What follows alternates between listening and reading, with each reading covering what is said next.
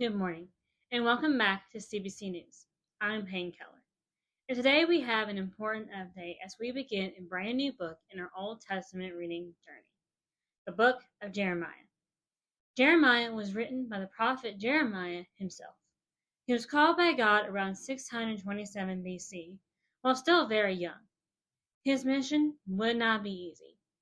For more than 40 years, Jeremiah faithfully delivered God's message to the people of Judah, warning them to repent and turn back to the Lord. Unfortunately, his warnings were not welcomed. He faced rejection, persecution, and even plots against his life from people in his own hometown. Throughout this book, Jeremiah will prophesy about the coming fall of Judah and Jerusalem, because the people had turned away from God. Despite all the suffering he endured, Jeremiah remained faithful to the calling God had given him. History tells us that Jeremiah eventually died in Egypt after being taken there against his will by his fellow countrymen. The purpose of this book is clear. Jeremiah wanted to leave behind a record of these difficult times, of God's message to the people during those days, and God's promises for the future of Israel and the nations. Two major themes will stand out as we read through this book. First, we'll see the contrast between God's holiness and the sinful condition of humanity. Jeremiah makes it clear that the human heart is broken, and only God can truly heal it.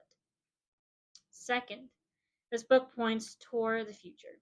Jeremiah reflects on the Old Covenant while also prophesying about the coming Messiah and the promise of a new covenant. Now, fair warning, this can be a heavy and emotional book at times. Jeremiah experiences deep sorrow, rejection, and hardship.